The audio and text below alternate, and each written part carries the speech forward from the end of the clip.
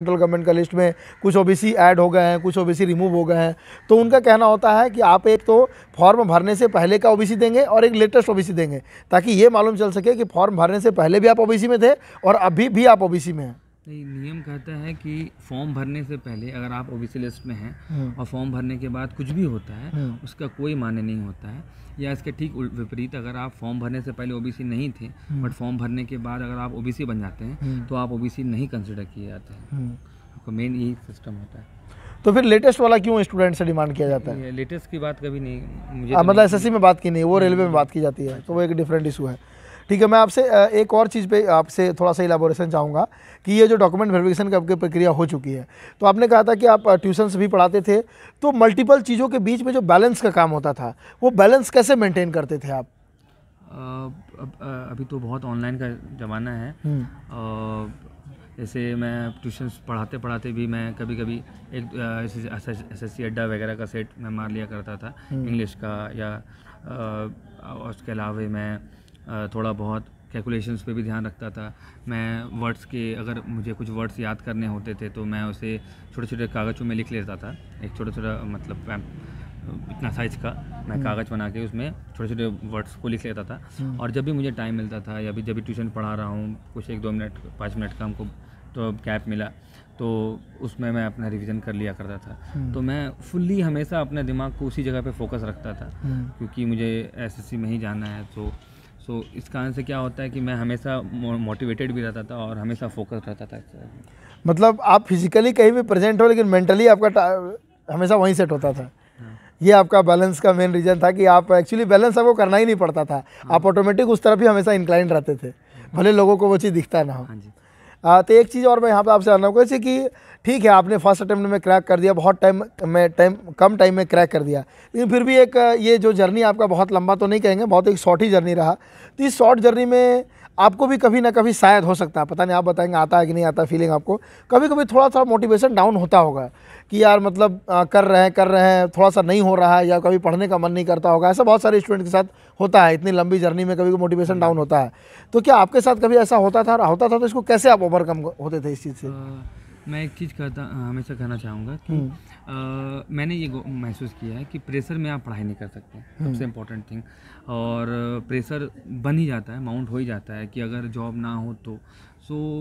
मैंने हालांकि अपने अदर रास्ते बंद रखे थे, बट मैं हमेशा पढ़ाई जब करता था तो ये सोच के करता था मैं कि इन केस अगर मेरा एसएससी नहीं होता है तो मैं अपने स्टडीज़ को इतना अच्छा रखूँगा कि मैं आगे ट्यूशन्स या कॉम्पिटिटिव ट्यूशन्स में भी करके अपने मैं लाइफ को सस्टेन करूँगा और अच्छे से ज़िंदगी को व्यतीत करूँगा। इस टाइप से होता था क्या कि जब तो मैं कभी भी टेंशन से नहीं पढ़ता था, मैं हमेशा फ्री माइंड होकर पढ़ता था कि क्योंकि मोस्ट इम्पॉर्टेंट थिंग कि job is not everything, but एक लाइवलीहुड का सवाल हमेशा आता है कि आप लाइवलीहुड में क्या करेंगे। Teaching is a great thing, आप लाइफ टाइम दूसरों को मोटिवेट करते हैं और आप इसी लाइन पे रहेंगे। इससे एक फ़ायदा यही होता था कि मुझे कि मैं हमेशा फोकस रहता था अपने पढ़ाई पे और हमेशा चिल रहता था कि मुझे किसी चीज़ की दिक्कत ना हो। तो हालांकि आपने ही इसका जिक्र कर दिया, लेकिन फिर मैं आपसे इस पर थोड़ा सा इलाबोरेशन चाहूँगा आपका। आपने एक तो कहा कि आपने सारे रास्ते बंद कर दिए थे, लेकिन यहाँ पे आप खुद ही अपना एक और रास्ता अल्टरनेटिव भी बना के रखे थे। तो फिर यहाँ पे बात आती है कि ये कैसे पॉसिबल हो पाता था दोनों एक साथ? और एक साथ फिर आप जब बोल रहे हैं कि प्रेशर नहीं लेना है और एक तरफ आप खुद बोल रहे हैं कि नहीं प्रेशर मतलब सारे रास्ते बंद कर, तो वहाँ से ऑटोमेटिक तो प्रेशर क्रिएट होगा ना। ये काफ़ी कॉम्प्लिकेटेड हो रहा है। बेसिकली है क्या इधर की मेंटालिटी कि जैसे आप ग्रेजुएट होने के बाद आपसे कहा जाता है कि आप बीएड कर लो, ठीक, या आप एमए कर लो। बट लोगों को पता नहीं होता है कि बीएड या एमए करने के बाद भी मुश्किलात कभी कम नहीं होते। बट लोगों को अगर आप देखोगे तो ज़्यादा जानकारी नहीं होती है इस चीज़ों को लेके। मैंने इस सब चीज़ से मैं दूर रहने का कोशिश किया हूँ, ताकि मैं ये ना सोचूं कि बीएड करने से मुझे फ़ायदा होगा, ये सब चीज़ें। अच्छा, सेकंड थिंग इज़ दैट कि मैं 2 रास्ते वाले बात मैंने इसलिए करता हूँ मैं, क्योंकि होते क्या है कि लोगों को लगता है कि मैथ, रीजनिंग और इंग्लिश और जीके यही 4 चीज़ तो हैं, रेलवे में भी वही आते हैं, बैंक में भी वही आते हैं, एसएससी में भी वही आते हैं। बट अगर आप गौर से देखोगे तो बैंक में जैसे आप देखोगे रीजनिंग का लेवल बहुत हाई होता है, वही एसएससी में रीजनिंग का लेवल बहुत लो होता है। आपकी जानकारी के लिए बता देना चाहता हूं कि अनअकैडमी आप लोगों के लिए टॉप एडुकेटर्स के द्वारा टॉप बैचेस लेकर के आ चुके हैं, जो कि आप लोगों का 30 जून से स्टार्ट हो रही है। यहाँ पे ये सारे एडुकेटर्स जैसे कि आपको मिलेंगे टॉप एडुकेटर्स के तौर पे, और ये जैसे कि बेस्ट प्लेटफॉर्म एसएससी के प्रिपरेशन के लिए फ्रेंड्स। यहाँ पे जैसे कि इतने सारे कंटेंट का जैसे कि एक्सेस मिलता है आपको केवल और केवल एक सब्सक्रिप्शन में। बेस्ट एडुकेटर के तौर पे ये सारे एडुकेटर्स आप लोगों को मिलेंगे।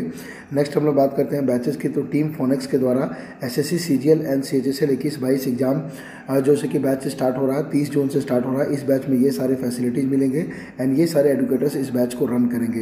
नेक्स्ट हम लोग बात करते हैं सीईटी ब्रह्मास्त्र बैच की। ये सभी गवर्नमेंट एग्जाम के लिए है।